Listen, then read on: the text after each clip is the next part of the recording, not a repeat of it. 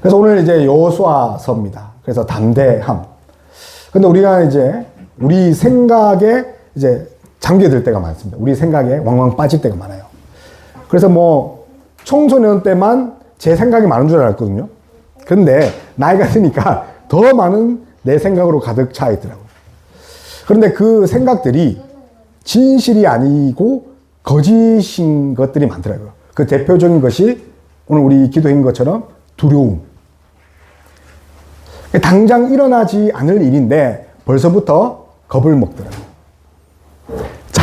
자라 보고 놀란 가슴 뭐고 놀랍니까? 소뚜껑만 봐도. 근데 그것이 사실은 진실을 된 게 아니죠. 또 하나 우리 생각 중에 하나가 우리를 합리화시키면서 나는 할 수 있다. 그래서 우리 수많은 실패를 했잖아요. 그럼에도 불구하고 여전히 나는 스스로 할 수 있을 거야. 근데 신앙은 어떻습니까? 우리가 할 수 있는 것이 아니라 우리의 자질과 능력이 아니라 누굴 더 의지하는 것이 신앙입니까? 하나님 아버지를 더욱더 의지하는 거죠. 그래서 날이 갈수록 하나님을 이렇게 의지하고 또 하나님께 나아가야 되는데 그렇지 못하는 거죠. 그래서 우리 안에 무엇이 필요하냐면 하나님 영이 우리 안에 자정하셔야 됩니다. 그래서 성령님이 오시지 않으면 우리는 하나님께 나아가지도 않고 의지할 수 없는 거죠. 오늘 정말 그 성령님의 능력을 의지하는 그 여호수아서 우리가 읽고 있지만 하나님이 첫 명령이 담대하랍니다. 근데 그 담대함이 하나님의 그 은혜로 또 하나님의 주신 그 힘으로 담대하라는 것입니다. 보면 알 수 있겠지만 뭔가 무기를 들고 연장을 들어야지 담대한 것이 아니라 하나님의 은혜로 담대하는 거죠. 그래서 우리가 이제 역사서를 읽습니다. 그래서 여호수아서 또 사사기서 말씀하시는 그 하나님은 다른 것이 아니라 하나님께 모든 것을 맡겨라. 그래서 이 역사서는 이 여호수아서는 모세 오경을 기반으로 이제 읽어 나가는 거죠. 다시 말하면 그 하나님께서 이스라엘 민족에게 이제 어떤 걸 주셨습니까? 큰 민족을 이루게 하셨죠. 그리고 법도 주셨어요. 그리고 마지막으로 이제 우리가 차지해야 할 땅이 있다는 거죠. 그러면 민족, 법, 땅. 그러면 하나님 나라로 이렇게 만드셨죠. 그런데 그 땅은 이제 우리가 차지할 그 땅입니다. 그래서 이 여호수아서 1장은 이제 모세가 죽고 이제 리더십의 부재예요. 이제 이끌 사람이 없단 말이에요. 그런데 이제 누굴 세우십니까? 하나님이 눈의 아들 여호수아를 세우시면서 하시는 첫 명령이 뭐냐면 강하고 담대하라. 이것은 단순한 위로가 아닙니다. 하나님의 명령이에요. 우리 가운데 두려움이 있습니까? 하나님 명령하신다면 강하고 담대하라. 그럼 어떻게 강하고 담대하냐? 하나님은 구체적으로 말씀하십니다. 오늘 보니까 약속 위에 서 있는 믿음의 사람이 강하고 담대하는 거죠. 약속 위에 서 있는 거죠. 인간의 약속 아닙니다. 우리가 다시 생각해야 될 것이 지금 하나님이 우리에게 약속하시는 것. 황금사슬이랍니다. 절대로 깨어지지 않는 거죠. 그래서 우리가 약속 위에 서 있는 믿음의 사람, 우리 6절 한번 읽어볼게요. 6절 시작. 강하고 담대하라.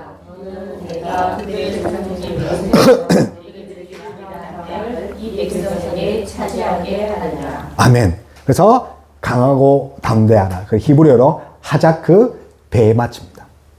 하자크 베마츠.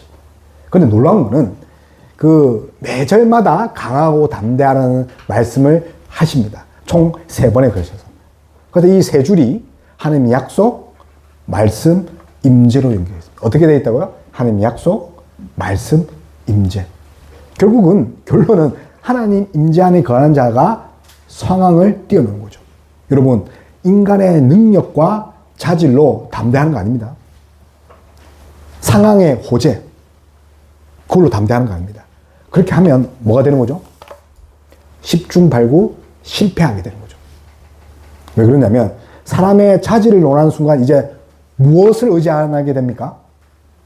하나님을 의지하게 하지 않는 거죠.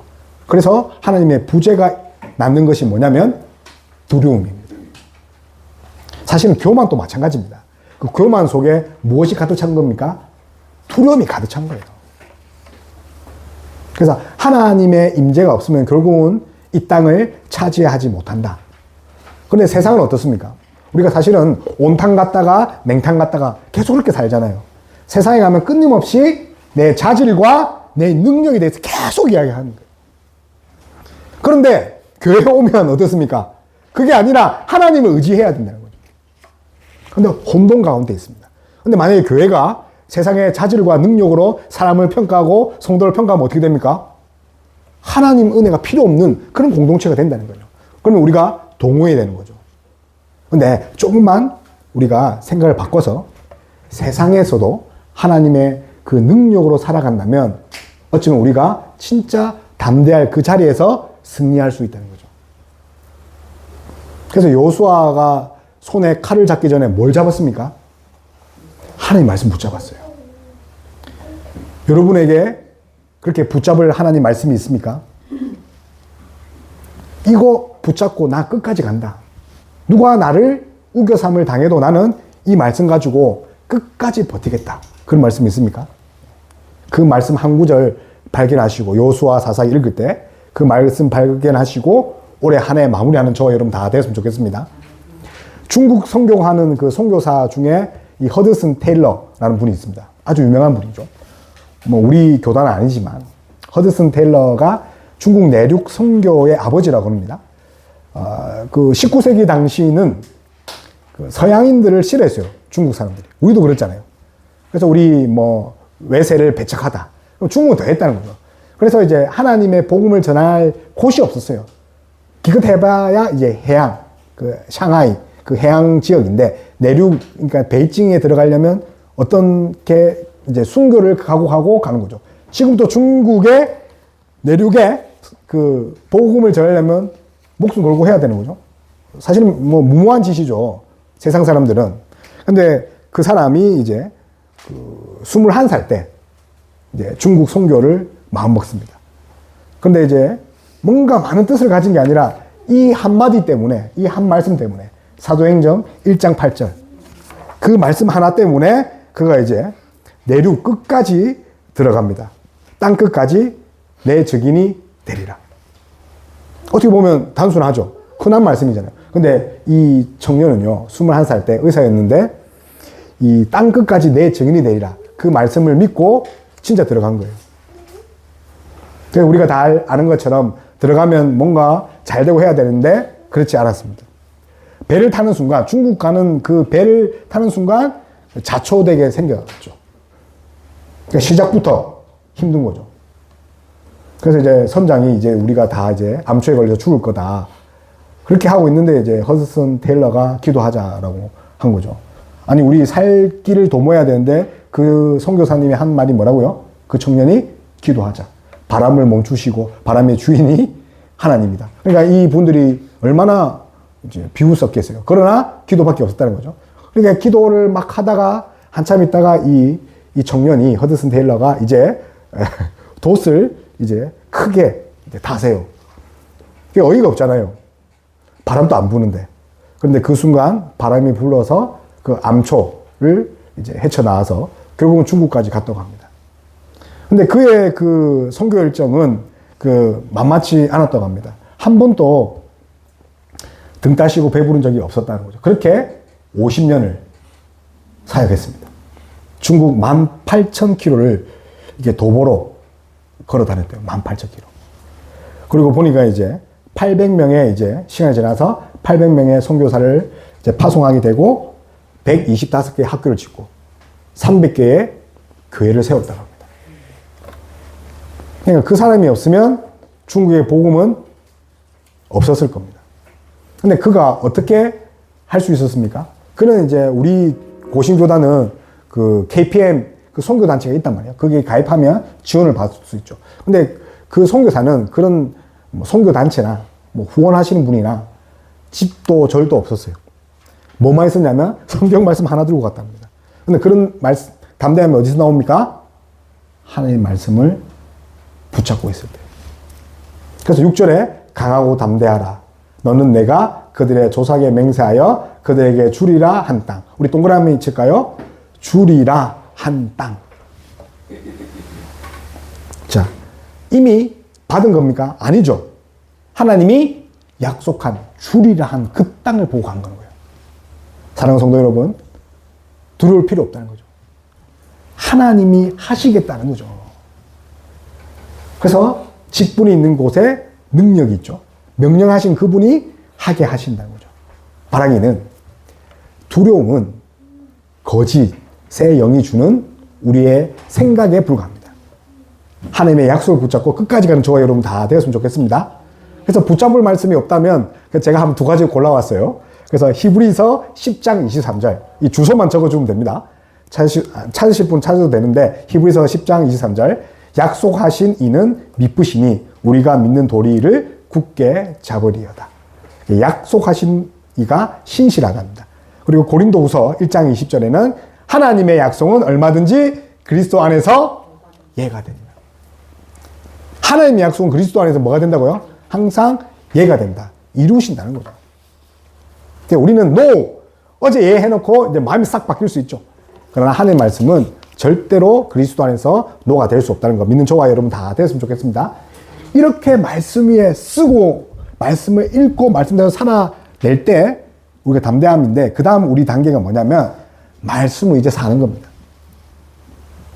말씀으로 사는 것. 순종하는 삶. 말씀이 내 안에 들어왔지만 이제 어떻게 해야 됩니까? 이제 몸으로 살아내야 되는 거죠. 우리 SNS 보면 용기가 막 이렇게 충만한 그런 어인들 많죠. 구해내고 또 살리는 그런 어인들 많습니다. 그런데 성경은 무엇을 위해 담대하는가를 분명히 말하고 있습니다. 무엇을 위해 담대해야 됩니까, 여러분? 하나님 말씀 순종하는데 담대해야 되죠.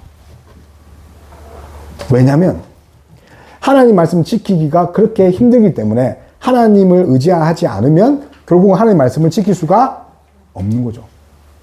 오늘 본문에서도 이제 눈에 띄는 단어가 극히 담대하라. 그러니까 6절에서는 그냥 강하고 담대인데, 오늘 어떤 7절에서는 더 강하게 극히 동그라미 칩시다. 그럴 수밖에 없는 거죠. 점점 갈수록 하나님이 없으면 안 되니까 우리에게 무슨 말을 하냐면 극히 담대하라, 영적 결단을 하는 거죠. 하나님 말씀을 따를 것인지 아니면 세상에 휩쓸려 살 것인지. 그래서 하나님은 강한 용사를 사용하지 않으십니다. 순종하는 약한 자를 들어 사용하십니다. 하나님 나라는 그런 물리적인 힘과 양에 의지하지 않습니다. 연약하고 볼품없지만 연약한 자, 그리고 하나님께 순종하는 자를 사용하십니다. 그래서 우리 신대원 동기 중에 미국에 무디 학교라고 있는 갑더라고, 신학학교. 그 무디 학교 가면 무디에 대해서 정말 많이 배우더라고요.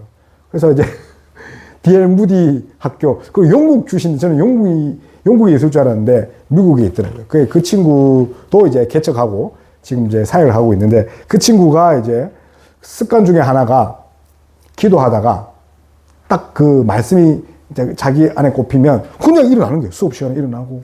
저는 처음에 ADHD인 줄 알았거든요. 뭐 일어나서 가는 거예요. 또 기도 한참 하다가 새벽에 금경 시간에 가다 갑자기 일어나서 가는 거예요. 그 친구는 이제 방언을 이제 하다가 갑자기 너무 이상한 거예요. 그래서 이제 그 친구랑 이제 친해지면서 왜 그러냐면 학교에서 배운 게 그런 거랍니다. 말씀이 들어오고 말씀이 생각나고 그런 마음이 있을 때 지체 없이 나가서 하는 거. 근데 그 학교의 정신이랍니다. 왜냐면 이제 무디가 그 일화 중에 저녁마다 이제 복음 집회를 했대요. 근데 그날 이제 예수님은 누구신가라는 그 제목으로 D.L. 무디가 이제 설교를 하면서 이제 예수님에 대해서 내일 알아봅시다 했는데, 그날 저녁에 시카고 대화재가 났대요. 1800년대. 그래서 수천 명이 죽고 교회도 불탔다는 거죠. 자, 다음 시간에 예수님 누구신가를 좀 더 심도 있게 해봅시다 했는데 그분들이 다 죽은 거예요. 몇몇이 죽은 거예요. 그래서 D.L. 무디는 그때부터 이제 완전히 전환점이 생기죠. 아, 마음에 하나님 주시는 생각은 그 즉시 해야 되겠다. 미룬 순간 불순종이다. 하나님은 전화를 했는데 나는 계획상 설교 커리큘럼을 짜서 내일 해야 되니까 나는 미뤘는데 결국은 그분들이 복음을 듣지 못했다는 거죠. 그런 이야기를 매년 매 학기만 듣는 거죠. 근데 그 이제 D.L. 무디 학교에 나오는 친구들은 이제 주시는 생각이 있으면 바로 실천하는 그럽니다. 그래서 이제 말씀 있다가 즉각적인 하나님이 그런 감동 주시면 바로 행하는 저와 여러분 다 됐으면 좋겠습니다. 그리고 1분 뒤면 사라지잖아요. 저도 청년 때 그 대학부 간사를 했거든요. 간사를 했는데 간사들이 잘 안 맞아요. A는 A 생각이 가득 차 있고 B는 B 생각이 가득 차 있고 중간에 제가 동생이었거든요. 막내였단 말이에요. 매일 치이는 거예요. 게다가 이제 교회 생활을 별로 안 했기 때문에 뭔지를 모르는데 계속 말이 다른 거죠. 그러다가 이제 어떤 마음, 기도의 시간 어떤 마음을 줬냐면 그 A라는 그 선배에 가서 사과하라는 그런 마음을 주더라고요. 나는 잘못한 게 없거든요. 근데 진짜 강력하게 그런 마음을 주더라고요. 근데 그 마음에 순종해서 이제 기도회가 그 진행 중인 도중에 그 선배한테 내려가서 미안해라고 이제 진짜 얘기를 했거든요. 근데 저도 모르게 눈물이 나오더라고요. 내가 미안한 적이 없는데 그냥 눈물이 나더라고요. 그래서 그 선배도 이제 자기 고집을 이제 꺾더라고요. 그래서 이제 10월부터 12월 이제 몇 달 안 남았는데 하나님께서 말씀하시고 성령의 감동 주실 때 그 즉시 순종한 저와 여러분 다 됐으면 좋겠습니다. 설마 하나님이 우리에게 나쁜 짓 후회할지 생기겠습니까? 근데 오늘 그렇게 하면서 뭐라고 하냐면 그렇게 즉각적으로 순종하되 하나님이 순종의 방향성까지 정확하게 하라고 합니다. 오늘 그 7절 보니까 좌로나 우로나 치우치지 말아야 합니다. 다시 말하면 너희들이 순종할 때 내 생각에 어떻게 하랍니까? 성령의 감동이지만 하나님 중심, 말씀 중심으로. 이 좌로나 우로나 치웠다는 것은 다른 말이 아니라 나의 생각이 가미됐다는 거예요. 균형 잡힌 추에 내가 손 올리면 어떻게 됩니까? 한쪽으로 넘어가죠. 좌로나 우로나 치우치 말하는 말이 무슨 말이냐면 균형 잡히라는 말도 있지만 내 생각을 어느 한쪽에 보태지 말라는 거예요. 다시 말하면 말씀보다 앞서지 말라는 거죠. 그래서 순종은 하나님께 드리는 완전한 그 절제라고 합니다. 하나님께 드려지는 완전한 절대. 순종이 뭐라고요? 하나님께 드려지는 완전한 절제. 제가 한 말이 아니라 칼빈이 한 말입니다. 그럼 순종은 어디서 나오는 거예요? 절제에서 나오는 거죠. 그럼 내 고집은 어떻게 되는 거예요? 없는 상태라는 거예요. 진공 상태라는 거죠. 그래서 우리가 순종의 개념을 다시 생각해야 됩니다. 내가 내 생각대로 하는 게 그게 순종이 아니란 말이에요. 내 생각을 완전히 없애는 진공 상태로. 우리 지금 국정감사 하잖아요. 자기 생각을 막 이렇게 이야기를 하는 거 보니까 여러분 그것들이 용기로 이렇게 막 받아들여지고 담대함으로 받아들여집니까? 자기의 생각을 관찰하는 것은 용기가 아닙니다. 자기의 생각을 내려놓을 때, 없을 때, 그것이 순종이라는 거죠. 근데 이런 논리는요, 그 하나님의 그 믿는 자들, 그 하나님의 말씀으로 경영하는 그런 기업들에게 많은 강정들이 있더라고요. 그런 서적들 읽어보면 하나님이 하셨다는데 그 내용들을 보면 다 달라요. 자기가 계획을 다 세웠지만 결국은 하나님 말씀에 순종해서 결국은 좋은 열매를 맺는 거죠. 근데 우리 인생도 마찬가지죠. 우리의 생각을 다 내려놓고 복음이 앞서갈 수 있도록 역사는 저와 여러분 다 됐으면 좋겠습니다. 그것이 좌우로 치우치지 않는 거죠. 공부하는 학생도 그렇습니다. 취업을 준비하는 청년도 그렇습니다. 결혼을 준비하고 또 가정을 이끄는 우리도 그렇습니다. 좌우로 치우치지 않아야 되죠. 다시 말하면 우리의 가장이 우리 인생의 주인 누구가 돼야 됩니까? 하나님이 돼야 되는 거죠. 우리 척추가 이렇게 한쪽이 앞에 이렇게 가면 어떻게 됩니까? 척추가 한쪽에 이렇게 되면 밸런스가 깨어지면 아프잖아요. 먹는 거 밸런스 깨지면 어떻게 됩니까? 저처럼 되잖아요, 저처럼. 예. 그게 균형이 엄청 중요하죠. 율법을 너무 강조하면 어떻게 됩니까? 은혜 없는 생활을 한다는 거예요. 자유를 너무 강조하면 어떻게 됩니까? 거룩이 없어진다는 거예요. 그래서 밸런스가 있어요. 한 주간 열심히 사는 자들은 또 하나님 말씀 안에서 하나님 말씀을 열심히 먹어야 되는 거죠. 그래야지 균형할 수 있는데 오늘 그런 자에게 어떻게 주냐면 그리하면 어디로 가든지 형통하리라. 사실 답 다 나왔어요. 형통은요, 하나님 중심적 밸런스를 잡는 게 형통이에요. 그러니까 성공과 행복, 그 행복이 어떤 강사가, 국어 강사가 행복을 이야기하는데 행복이라는 뜻이 다행이다에서 왔대요. 그 일어날 일인데 안 일어날 거. 그러니까 2차적인 행복이죠. 다행. 우리는 다행이 아닙니다. 행복이 아닙니다. 그 행복 추구가 아니라 결국 하나님 우리를 도우시는 것이 진짜 형통한 길입니다. 아멘. 그러니까 내 생각을 뺄 때 그게 힘들죠.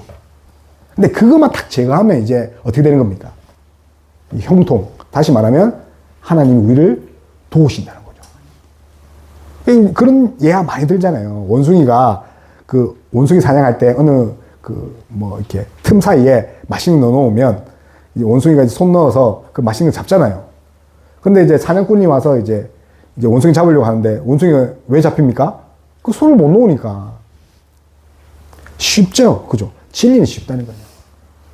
말씀 있고 찬양하면 영육간에 강건해진다. 어떤 분은 말씀을 소리내서 읽어서 자신의 그 정신적인 그런 질병을 다 고쳤다고. 또 육체적인 질병도 고쳤다고 그런 간증을 하지만 실제로 우리는 적용하기가 힘들죠. 그런 이제 유튜브 보니까 이것만 따라하면 월 수입을 들어가서 보면 첫 멘트가 뭐냐면 쉬워요. 근데 따라 안 하는 분이 많아요. 10명 중에 1명은 따라합니다. 그러면서 제가 느낀 게, 진리도 그렇구나. 바라기는 이제 말씀대로 순종하는 저와 여러분 다 되었으면 좋겠습니다. 그런 자에게 형통을 주시고, 그런 자에게 인내를 주십니다. 인내는요, 우리가 막 이렇게 참을성을 하는 것이 아니라 하나님이 함께 하신다는 증거란 거예요. 선교사님들이 또 외지에서 또 타국에서 버틸 수 있는 거는 인내함이 아니라 하나님이 함께 하시는 거죠. 우리 교회가 이제 9년, 이제 10년을 이제 나아가고 있는 것은 우리가 잘해서가 아니라 누구와 함께 한 거죠? 하나님이 함께 하는 거죠. 그 하나님이 이제 앞으로의 10년 또 함께 하실 거죠. 그 가운데 우리는 인내하며 순종하며 나아가는 거죠. 칼을 잡는 게 승리의 비결이 아닙니다. 스펙을 쌓고 능력을, 자질을 기우는 게 그 승리의 비결이 아닙니다. 그래서 우리는요, 이제 세상 사람들이 말하는 것처럼, 보는 것처럼 우리가 미쳐야 된다는 거죠. 미치지 않으면 미치지 못한다니까요. 어디에 미쳐야 되는 거죠? 하나님 말씀에. 그 정도는 할 수 있잖아요. 1년 정도는, 아니, 한 달 정도는, 아니, 일주일 정도는 완전히 하나님 말씀에 푹 빠져서 하나님 시킨 대로 순종하는 마음으로 삶 살아가는 거죠. 칼 잡는 게 승리가 아니라 하나님 말씀 붙잡는 것이 승리이면 저와 여러분 다 됐으면 좋겠습니다. 그러면 하나님이 어떻게 하십니까? 인재하시는 거죠. 그래서 6절부터 9절이 약속, 말씀, 임재로 끝납니다. 그러니까 하나님이 함께 하시다로 끝나죠. 그죠? 임재죠. 임재. 하나님 안에 거하는 건데 평소에 말하는 그런 임재, 성령이 충만한 그게 아니죠. 그게 아닙니다. 오늘은 물론 그것도 맞지만 이제 9절을 한번 읽어볼게요. 9절 시작. 내가 내게 명령한 것이 아니냐. 내가 어디로 가든지 내 하나님 여호와가 너와 함께하느니라 하시니라. 아멘. 그래서 어디도 가든지 동그라미 칩시다. 그러면서 이렇게 적어봅시다. 눈을 의식하는 것. 하나님의 눈을 의식하는 것. 자, 가는지 눈을 의식하는 겁니다. 제가 이제 청년들 많이 했잖아요. 나이가 있으니까 청년들 많이 맡기더라고요. 그 청년들이 매주마다 하는 말이 예배당에 오면 또 예배를 드리면 하나님이 있는 것 같은데 이제 직장이나 학교에 가면 하나님 잘 안 느껴집니다. 그래서 어떤 친구는 진짜 교회만 있고 싶어요. 그런 말을 하더라고요. 그게 또 예쁘게 보일 수도 있지만 저는 그렇게 건강한 신앙은 아니라고 생각했어요. 그래서 하나님은 언제든 계십니다. 우리의 감정이, 우리의 생각이 하나님이 계실까? 라고 이렇게 느낄 수 있지만 간헐적으로. 근데 하나님은 객관적으로 늘 우리와 함께 계시는 거죠. 하나님은 일요일만 여기 교회 왔다 가신 분 아닙니다. 제가 왔다 갔다는 말을 엄청 많이 들었어요. 어렸을 때. 저희 할머니한테. 그분이 왔다 가셨다. 그래서 저는 한동안 신앙생활 할 때 예수님이 그렇게 왔다 가는 분 알았거든요. 근데 예수님을 믿고 신앙생활에 갈수록 그게 아니더라고요. 할머니 왔다 갔다 하는데 우리 예수님은 왔다 갔다 안 하는데요. 늘 함께 있는 거죠. 다만 우리가 느끼지 못하니까. 그래서 하나님은 월요일만 있는 분도 아니고 주일에만 오시는 분도 아니고 늘 우리와 함께 계시는 분이죠. 여러분 그 사도행전 1장 보면 그 제자들 있죠. 예수님 버린 그 찌질한 제자들. 걔네들이 이제 70명 모여 있어요. 120명. 다락방에. 둘이서 덜덜덜 떨고 있거든요. 물 그릇 안고 찾아올까봐. 120명이 덜덜덜 떨고 있는 거예요. 근데 그들이 한순간 180도 바뀐 역사가 일어납니다. 담대하게 복음을 전하고요. 담대하게 이제 120명이 다락방에서 이제 탈출이 아니죠. 출다락입니까? 세상으로 나아갑니다. 죽으러 간다니까요. 근데 어떤 계기 때문에 그렇습니까? 성령이 임해서 그렇다는 거예요. 하나님이 임재하시면요. 우리의 자질과 상황의 어떠함이 문제가 되지 않는 거죠. 소위 말하면 눈이 뒤집히는 거죠. 뭐 때문에요? 성령님. 근데 그들에게 성령님이 있었습니다. 그죠? 성령님이 내주하였음에도 불구하고 그 성령님은 다시 위에서 우리에게 이제 부어주신 거죠. 그래서 그들이 담대할 수 있는 거죠. 순교할 수 있는 그런 담대함. 뭐 때문에 일어났다고요? 임재. 근데 이 임재는 어디로 가든지, 오늘 되겠죠. 어디로 가든지, 우리가 어디로 가든지 하나님의 눈을 의식하고 살 때에 그분을 느낄 수 있는 거죠. 아주 무서운 거죠. 우리가 그분을 의식하고 살아야 되는 거죠. 매 순간. 잠을 잘 때나 먹을 때나. 그래서 강하고 담대하라. 단순한 그런 위로의 말씀이 아닙니다. 명령입니다. 그리고 보증입니다. 왜요? 어디로 가든지 함께 하겠다. 근데 이 말씀이요. 임마누의 그 약속의 전조가 되는 말씀입니다. 이사야에 임하는 말씀이 아닙니다. 함께 하겠다. 그러니까 여러분, 우리의 눈이 잘못된 겁니다. 하나님이 계실 때도 있고 안 계실 때가 아니라 뭐죠? 항상 어디로 가든지 함께 있다는 거죠. 바라기는 하나님의 눈을 의식하는 저와 여러분 다 되었으면 좋겠습니다. 그래서 이 말씀을 이사야에게도 똑같이 했습니다. 우리 이거나 한번 찾아봤으면 좋겠습니다. 이사야서 41장 10절.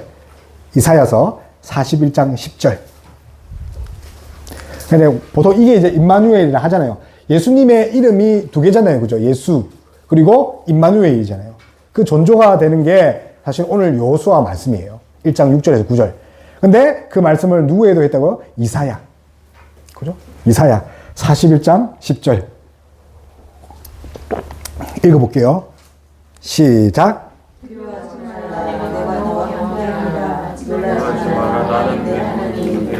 내가 너를 굳세게 하리라. 참으로 너를 보호하리라. 참으로 나의 의로운 어느 손으로 너를 붙들리라.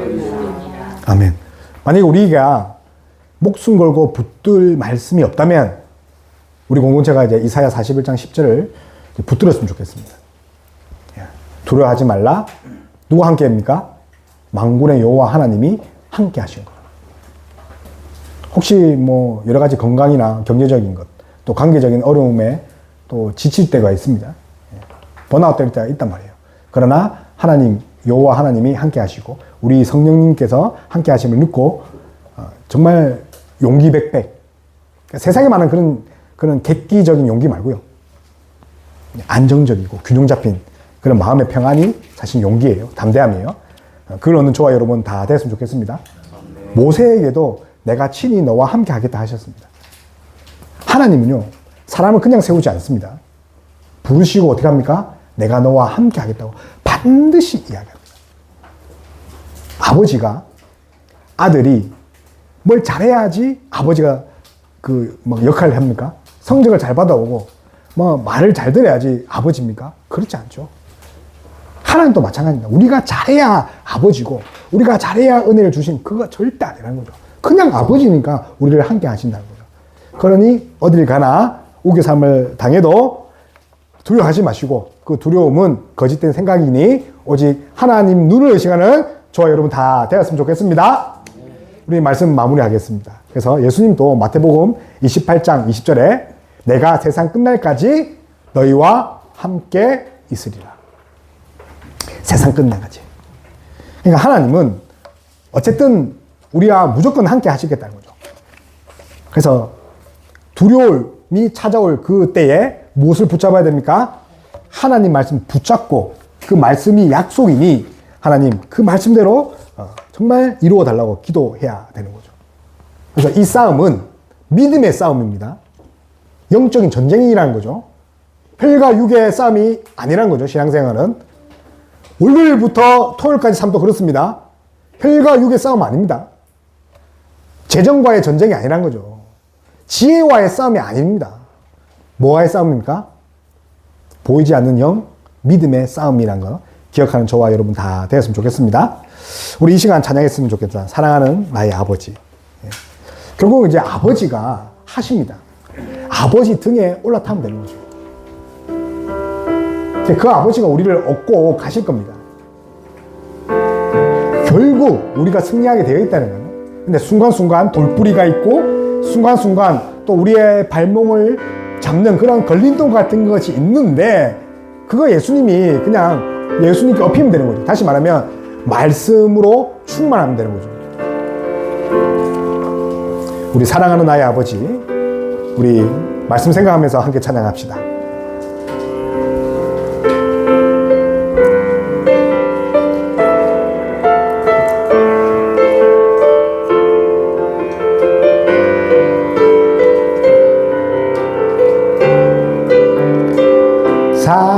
사랑하는 나의 아버지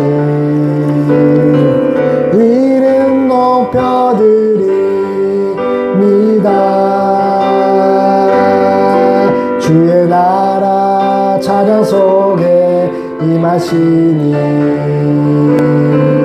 능력에 주께 찬송하네. 전능하신 하나님 찬양 언제나 동일하신 주 전능하신 하나님